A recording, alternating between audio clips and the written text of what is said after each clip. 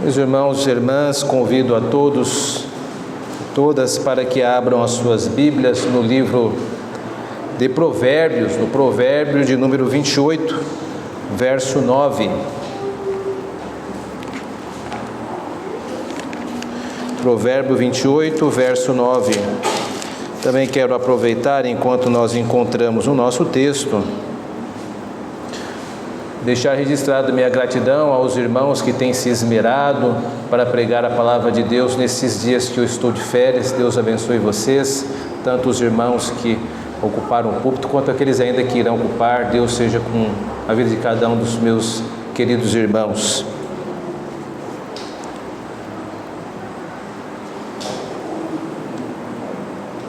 Diz assim, texto sagrado, Provérbios capítulo 28, verso 9: o que desvia os ouvidos de ouvir a lei, até a sua oração será abominável. Vou repetir: o que desvia os ouvidos de ouvir a lei, até a sua oração será abominável. Meus irmãos e irmãs, eu creio que é de conhecimento comum que as orações públicas não são uma propriedade apenas dos cristãos, apenas da Igreja de Cristo. Muitas religiões, elas utilizam a oração. Mesmo na Bíblia apresenta algumas religiões que não do povo de Deus, que os povos estão orando. Por exemplo, eu quero acreditar que todos se lembram do episódio dos filisteus, quando eles levam a arca para a sua terra e colocam ela dentro do seu templo, onde está lá Dagon. Então os filisteus, eles oravam a Dagon. Assim também como na época do apóstolo Paulo se registra no livro de Atos, que os gregos tinham muitas divindades e cada templo haviam estátuas de Zeus, Afrodite, Baco, e certamente também eles oravam a essas divindades. E também há um registro que os efésios, habitantes da Ásia Menor, também iam para os seus templos, e lá estava a estátua de Diana dos Efésios, e com certeza eles também oravam a Diana dos Efésios. Então a oração, ela não é um recurso apenas da religião cristã, não é apenas um recurso do povo de Deus. Isso está largamente registrado nas Escrituras. Mas há uma peculiaridade na nossa vida de povo de Deus. Precisamos nos lembrar de que, diferente das outras nações, quando um israelita ia ao templo de Jerusalém, construído por Salomão, ele iria fazer as suas orações, mas diferente dos templos dos gentios, o que ele encontrava dentro do templo não era uma estátua, não era uma imagem, não era um ícone, era um livro. Era o livro da aliança dentro de uma arca. E esta faz toda a diferença da religião do povo de Deus para a religião das outras nações. As outras nações, os seus templos eram marcados por estátuas, mas a do povo de Deus era marcada pela presença de um livro guardado de uma arca, demonstrando que a adoração estava sendo governada pelo livro da aliança. Esta é a grande diferença da religião cristã para as outras religiões. A nossa religião, ela é marcada pela palavra. Sempre foi assim desde o Antigo Testamento e também no Novo Testamento. E eu trago este assunto, meus irmãos, porque é necessário trazer. Nós temos convivido cada vez mais com algumas seitas ditas evangélicas, seitas neopentecostais, cada vez mais presentes, tanto nas mídias televisivas, tanto pelas mídias da internet, web que nós temos, e usa-se a oração como meio mercadológico, como se fosse um produto. Eu tenho certeza que você deve ter ouvido expressões como assim: venha para a minha igreja, que aqui nós iremos fazer uma oração forte, como se pudéssemos medir a qualidade de uma oração, se ela é fraca, média ou forte. Você também já deve ter visto aquele slogan que parece até ser simpático, mas carrega uma mentalidade perigosa: ora que melhora, ora que melhora. Como se a nossa oração fosse utilizada apenas para buscar o nosso bem, de uma forma utilitária. Eu vou orar porque eu vou me dirigir a um departamento superior, a divindade, que com certeza há de organizar a minha vida melhor. Mas será que Deus nos concedeu a oração para que nós a utilizássemos com uma mentalidade dessa natureza? Segundo, meus irmãos, um outro motivo é que todas essas características dessas orações dos tempos de hoje, usados pelas igrejas, ou ditas igrejas neopentecostais, chama-se sacrilégio. O que é um sacrilégio? Sacrilégio é quando eu uso um artigo santo, algo que Deus deu para a igreja de uma forma santa, mas com uma mentalidade pagã. E é o que acontece quando se usa a oração com uma mentalidade pagã, onde Deus é pintado como se fosse alguém que tivesse que responder às nossas orações de forma compulsória, ou seja, basta que nós simplesmente nos dirijamos a Deus, fechemos os nossos olhos e digamos algumas palavras mágicas e o Senhor nos atenderá. A maior parte dessas seitas neopentecostais não vê naqueles que vão até ela como cristãos e cristãs, mas como pessoas como Aladim, onde vão dizer palavras mágicas para que um grande gênio possa dar os seus desejos. Mas isto é muito diferente do que nós vemos como a Bíblia trata a oração. A oração é algo muito sério e é sobre isso que nós vamos tratar nesse texto, que embora não seja um texto como um tratado muito grande, ele fornece para nós 3 orientações indispensáveis para que saibamos como devemos tratar a oração. Nós vamos encontrar nesse texto uma constatação. Ele também oferece nesse texto uma exigência em relação à oração e também oferece nesse texto a presença de uma necessidade. Vamos ver cada uma dessas orientações devagar por meio desse texto, a qual eu vou repetir. Primeiro, esse texto apresenta-nos uma constatação. Eu vou ler novamente Provérbios 28, verso 9. O que desvia os ouvidos de ouvir a lei, até a sua oração será abominável. Primeira leitura que eu faço desse texto, que nós fazemos esse texto de uma forma muito natural, muito simples, é que Deus não aceita todas as orações. Quando eu olho para esse texto, é natural que algumas orações Deus não aceita, porque existem orações que para Deus é abominável. Então não é o fato de alguém orar simplesmente que esta oração será acolhida por Deus. Deus não aceita todas as orações. Isso tem algumas implicações, na verdade várias, mas eu vou me deter apenas em 2. A primeira implicação é que nós não podemos entender a oração com efeito ecumênico. O que é ecumenismo? Ecumenismo é a ideia de que todas as religiões elas vão levar a Deus. Você já deve ter ouvido aquela expressão: todos os caminhos levam a Deus. Isto é ecumenismo. Isto é uma ideia que faz com que se reúnam pessoas de várias religiões no mesmo tablado, como de cultos africanos, como do catolicismo e como de alguns que se dizem protestantes. Nós não podemos estar ladeados destas pessoas, porque nós não entendemos que todos os caminhos levam a Deus. Apenas um caminho leva a Deus, que é Jesus Cristo. Eu sou o caminho, a verdade e a vida. Ninguém vem ao Pai senão por mim. Por isso não é honesto um cristão ou uma cristã se condescender contra a pessoa de outra religião, porque para Deus existem apenas 2 religiões, a cristã e as outras. O cristianismo é excludente, meus irmãos e irmãs. Nós, quando aceitamos a carregar a nossa cruz conforme o Senhor nos convocou a fazer, nós assumimos um caminho exclusivista. Ele é apenas o nosso Senhor.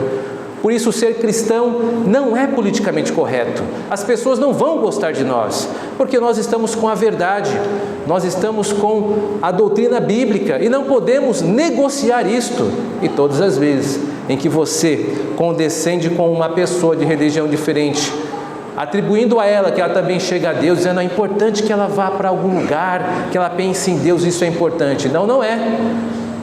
Se ela não está dentro do caminho cristão, ela vai para o inferno, independente se ela for budista, se estiver em qualquer seita neopentecostal, ela precisa de Jesus Cristo.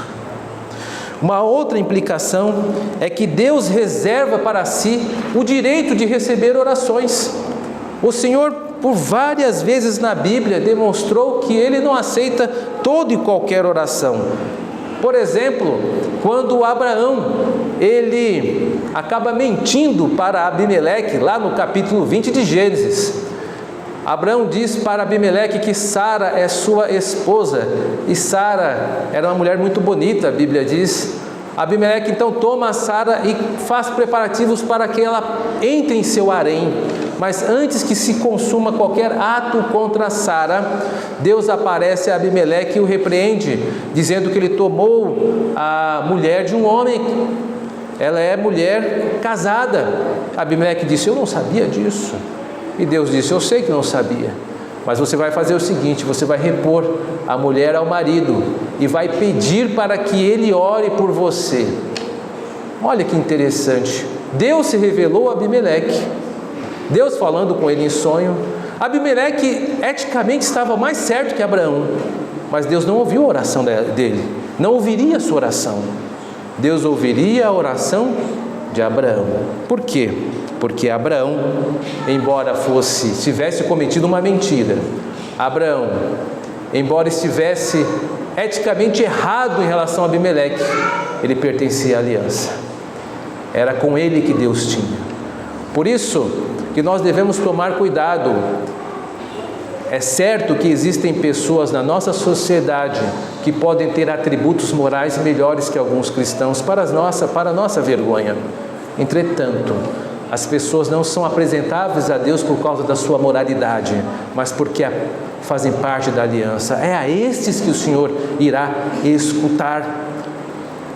Em outra situação meio que parecida, Jó, ele sofre todo um grande percurso, perdendo familiares, perdendo bens, reclama muito durante o livro todo, e Deus aparece para ele e o repreende. Jó, você está errado por dizer estas coisas. Mas ele vai e repreende também os amigos de Jó e diz o seguinte: vão lá e falem para Jó orar por vocês. Olha que interessante. Aqueles homens estavam tão errados. Deus se revelou àqueles homens, mas Deus não aceitaria a oração deles. Deus aceitou a oração de Jó. Deus, ele reserva para si o direito de acertar as nossas orações. A oração, ela não tem um caráter compulsório. O que é um caráter compulsório? Eu vou orar e Deus vai receber, tem que receber a minha oração, é obrigação dele. Não é assim. Nós vamos orar a Deus, e se for da vontade dele, ele acolherá nossas orações. Precisamos tomar cuidado e não sair do nosso espaço de criaturas. Nós estamos tratando com o Criador. Esse texto, então, ele apresenta esta simples constatação: existem orações que Deus não aceita. Esse texto também, além de apresentar uma constatação, ele apresenta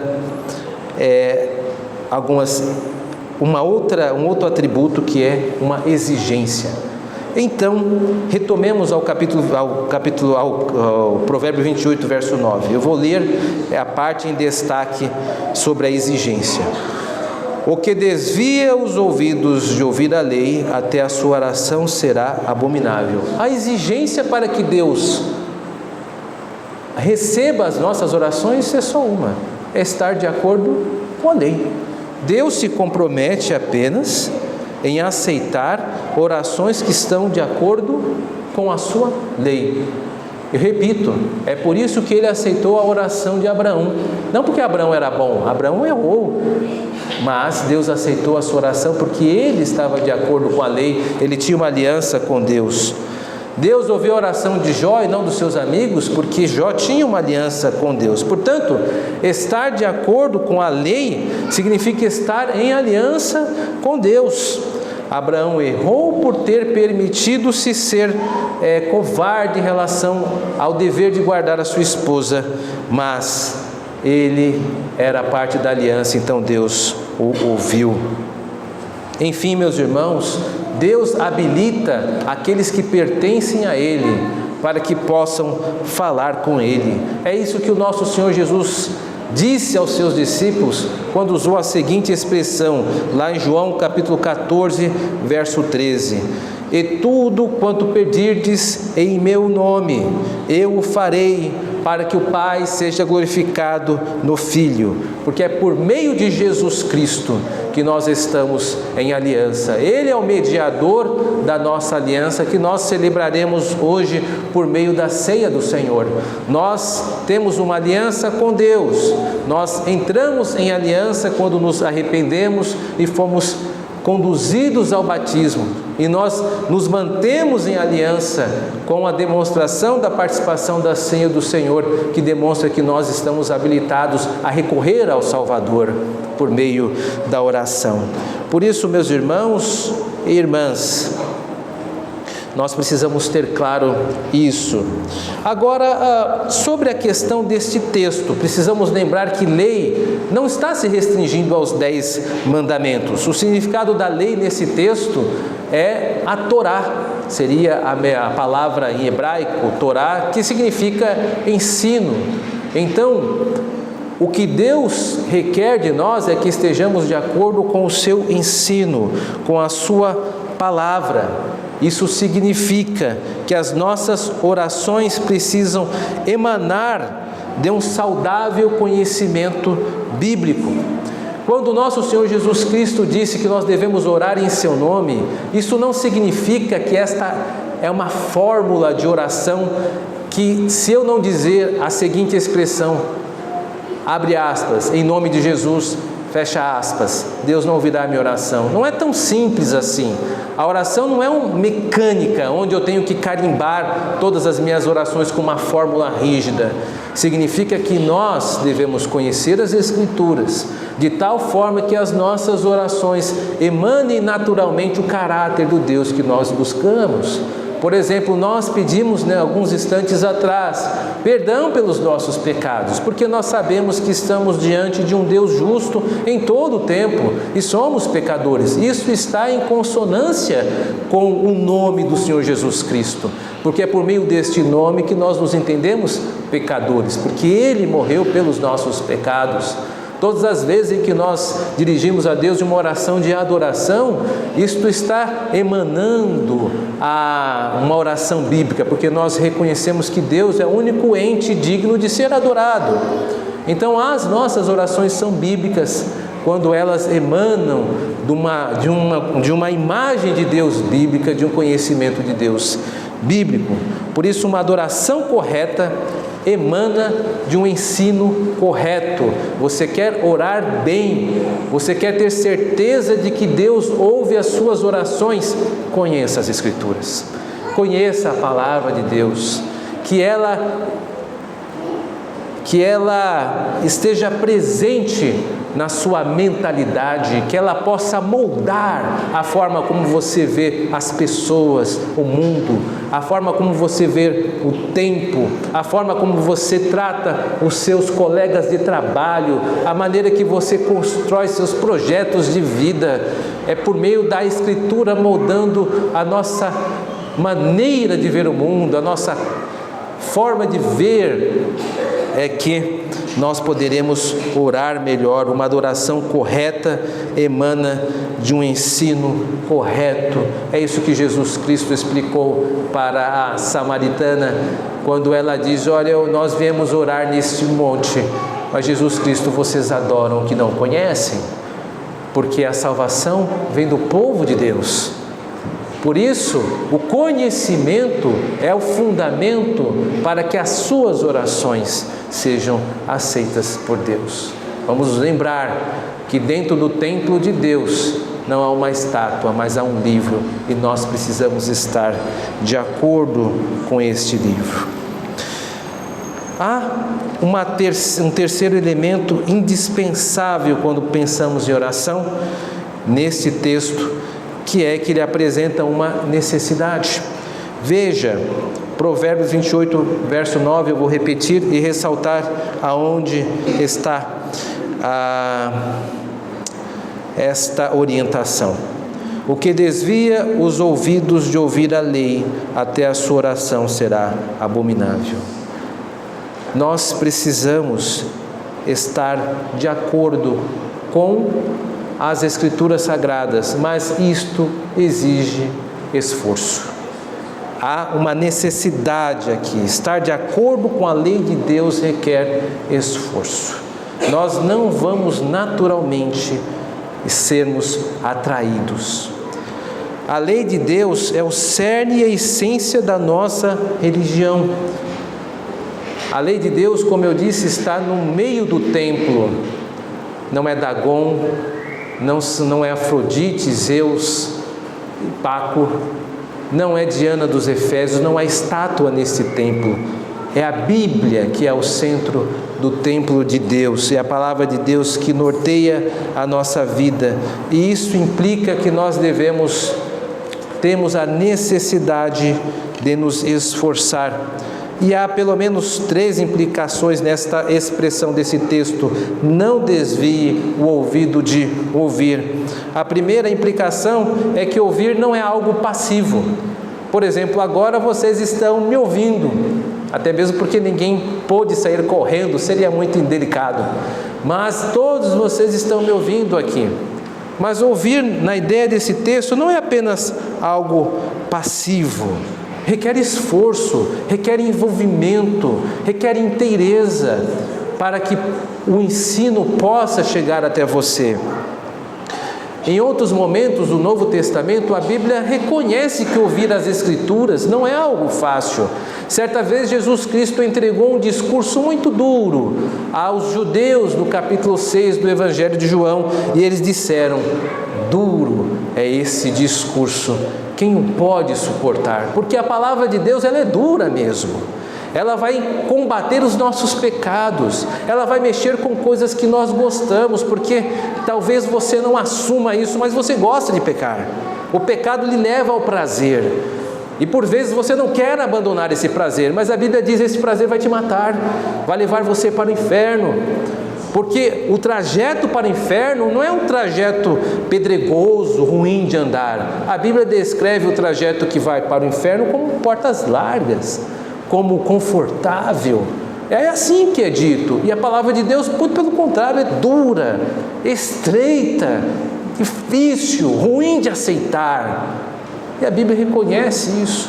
Portanto, se você está tendo dificuldades em aceitar estas verdades, está lutando para que possa aderir a elas, isso é um bom sinal. Sinal que você está sendo um ouvinte, não passivo, mas você está tentando aplicar nos cantos da sua vida. E é isso que Deus espera de nós. Paulo disse que no final dos tempos, haverá tempos em que não suportarão a sã doutrina e recusarão dar ouvidos à verdade. Esses tempos sempre existiram, mas aqui há uma advertência que no final dos tempos, que é o período próximo ao retorno do Senhor, ficaria mais evidente que as pessoas resistiriam à verdade, não dariam seus ouvidos, não empregariam forças em aplicar. Por isso, meus irmãos e irmãs, nós precisamos, diante da palavra de Deus, cuidar dos nossos ouvidos e ver se eles de fato estão aqui agora, se os seus ouvidos estão ouvindo aquilo que está sendo dito. Por isso eu desafio para que nós tenhamos o exemplo de Maria, que quando Jesus Cristo estava sendo exposto, Ele, a própria palavra viva, estava ao lado dela, o mundo para ela parou. Maria não teve fome, o cachorro não latiu, o vizinho não incomodou mais, porque naquele momento a palavra de Deus estava sendo anunciada pelo próprio Jesus Cristo. E o que o texto diz? Maria escolheu a melhor parte e isso não lhe seria tirado. E o nosso desejo é que nós possamos escolher a melhor parte, para que no final dos nossos dias isso não seja até isso. A segunda implicação, meus irmãos, é que ouvir certamente envolve praticar. Ouvir é difícil, porque envolve a prática. Nós sabemos disso, não é nenhuma novidade. Os textos bíblicos são abundantes acerca desta direção. Tiago 1:22 nos informa: sejam praticantes da palavra e não apenas ouvintes, enganando-se a si mesmo, sendo semelhantes a um homem que olha para o espelho, vira as costas e esquece o que viu. O que está sendo dito, a palavra que está sendo pregada, ela precisa ser lembrada, ela precisa ser revisitada. Precisamos caminhar os passos do salmista: escondi a tua palavra. Para quê? Para que eu não peque contra o Senhor, porque se esta palavra você não esconder no seu coração, você irá pecar contra Ele. Seremos semelhantes àquelas pessoas que recebem a palavra à beira do caminho, onde ela simplesmente é colocada agora como está sendo, mas as aves do céu vão retirar, porque é isso que o mundo irá fazer conosco, irá tentar retirar dos nossos corações a palavra de Deus, dizendo que estamos exagerando, que estamos sendo arbitrários, que precisamos estar de bem com todo mundo. E assim, pouco a pouco, o mundo vai retirando a palavra do seu coração. Por isso precisamos tomar cuidado. Ter acesso à palavra de Deus não significa que automaticamente iremos dar-lhe atenção. O fato de você estar tendo acesso à palavra de Deus não significa automaticamente que você dará atenção a ela. Precisa prestar atenção, precisa colocar o coração, brigar com o orador, dizendo: será que é isto mesmo? Onde há um texto que está fundamentando o que ele está falando? Será que não está dizendo apenas da sua mente? Você precisa lutar com o texto, porque a partir desta luta você conseguirá conquistar os lauréis que Deus tem reservado para aqueles que o amam. Meus irmãos, há inúmeras figuras bíblicas que tiveram acesso privilegiado à palavra de Deus, mas foram por um outro caminho. Apenas duas figuras, uma do Antigo e do Novo Testamento. Geazi, lembra-se de Geazi? Geazi foi ajudante de um dos maiores profetas do Antigo Testamento, Eliseu. Ele estava lá quando Naamã milagrosamente foi curado. Mas o que Geazi fez? Ele louvou a Deus por aquilo? Não, meus irmãos, ele correu atrás de Naamã e cobiçou alguns dos presentes que Naamã trouxe para Eliseu e tomou para si. O que ele recebeu ao invés da palavra de Deus foi lepra, punição, julgamento. E que não dizer de Judas? Judas, no Novo Testamento, teve uma das maiores riquezas que uma pessoa poderia ter na sua existência, de caminhar ao lado do Salvador. Imagine caminhar ao lado de Cristo, vê-lo efetuando aqueles milagres, ressuscitando mortos, entrando no templo, calando a boca daqueles fariseus orgulhosos. Imagine você testemunhar isto, secar as lágrimas da viúva de Naim ao ver seu filho ressuscitado. Judas teve todo esse privilégio e, mesmo tendo acesso à palavra de Deus, ele não foi depositado em seu coração. O fato de termos acesso à palavra de Deus não significa que automaticamente ela visita os nossos corações. Nós precisamos ouvir conduzir o que nós estamos ouvindo para os nossos ouvidos, para que cheguem ao nosso coração. Se não fizermos isso, ela não irá cair no seu coração. E esse tempo que você está passando aqui, ele simplesmente será utilizado para você no juízo, dizendo que você foi informado, mas que você não agiu de conforme. Uma terceira aplicação que é terrível, mas eu não posso me furtar a isso, é dizer que não ouvir a palavra de Deus é sinal de juízo de Deus. Meus irmãos e irmãs, apenas o Espírito Santo pode despertar os nossos corações para a palavra de Deus. Há um texto maravilhoso que fala sobre essa verdade, que é quando Paulo foi pregar na primeira cidade da Europa, em Filipos, e lá estava uma mulher, apenas parte do auditório, talvez sem muito destaque. E Paulo começou a anunciar a palavra de Deus, e não estava em um templo, não estava em uma sinagoga, estava numa reunião de oração. Você já foi em reunião de oração? Em oração não tem muita gente, são pessoas simples, que conseguiram tempo, estão lá na reunião de oração. Essa mulher estava lá. E o que ocorre? A Bíblia registra que Deus abriu o coração daquela mulher para que ela pudesse entender aquilo que Paulo estava dizendo.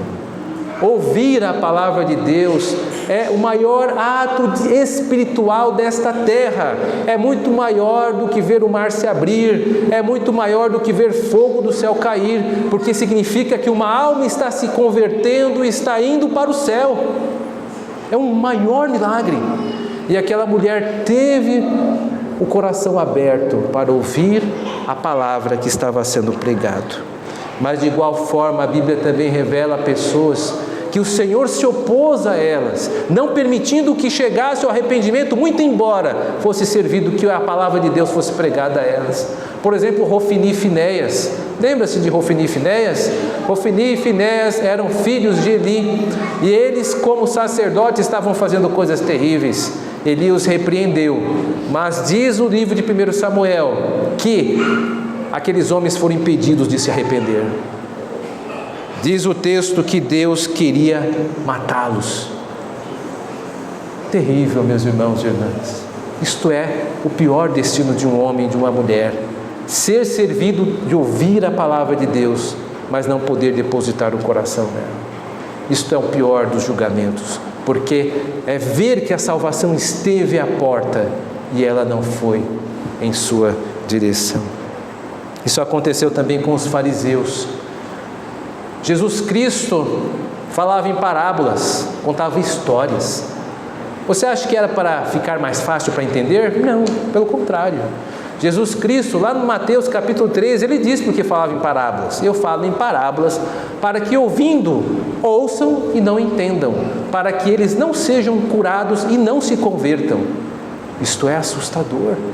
A palavra de Deus era contada de uma maneira que aqueles homens iam ser visitados do juízo sabendo que tiveram o testemunho da palavra, mas não ouviram, mas não caiu no coração deles, para que não se arrependesse. Jesus Cristo estava falando à geração a qual ele visitara, aos fariseus, aos saduceus, aos herodianos, a sua geração. Homens que tiveram acesso à palavra de Deus, mas Deus recusou dar arrependimento. Que implicação terrível, que destino horrendo.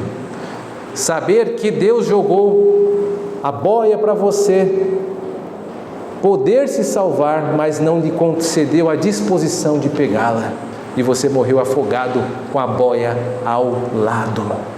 Terrível. Por isso, meus irmãos e irmãs, precisamos orar por aqueles com quais anunciamos a palavra. Ouvir a palavra de Deus é algo espiritual. Se nós não orarmos por aqueles que queremos evangelizar, o Senhor não concederá arrependimento e eles não crerão. Você pode colocar o melhor teólogo para falar àquela pessoa. Se Deus não lhe conceder arrependimento, aquela palavra não será crida. Meus irmãos e irmãs, algumas considerações sobre esse ensinamento. Nós estamos falando de orações públicas. E as orações públicas, elas são algo muito sério.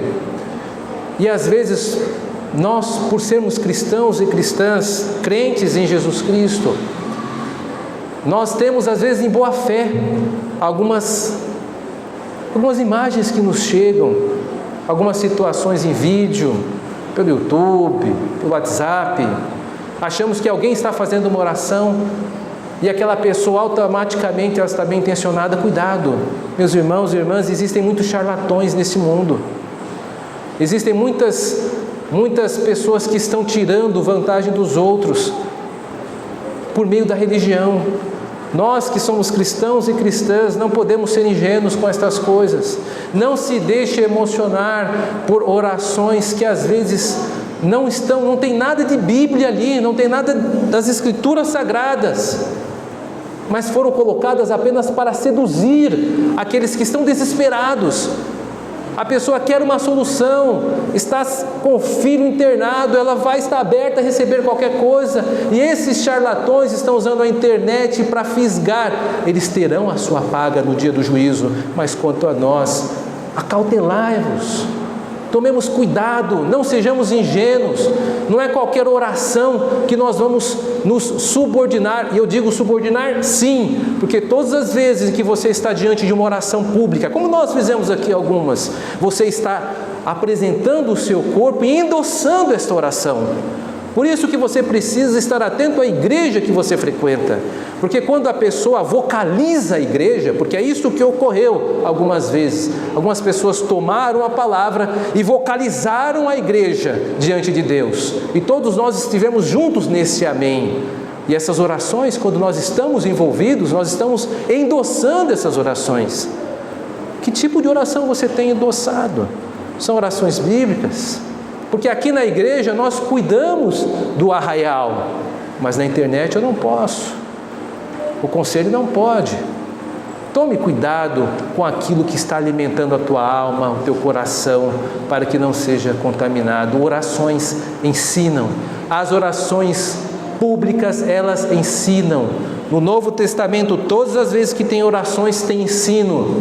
Por exemplo, quando Jesus Cristo ora agradecendo ao Pai: Pai, graças te dou porque revelaste estas coisas não aos sábios, mas aos pequeninos. O Senhor estava ensinando ali que Deus está atento àqueles que são do seu reino e os busca. A oração de Jesus estava ensinando.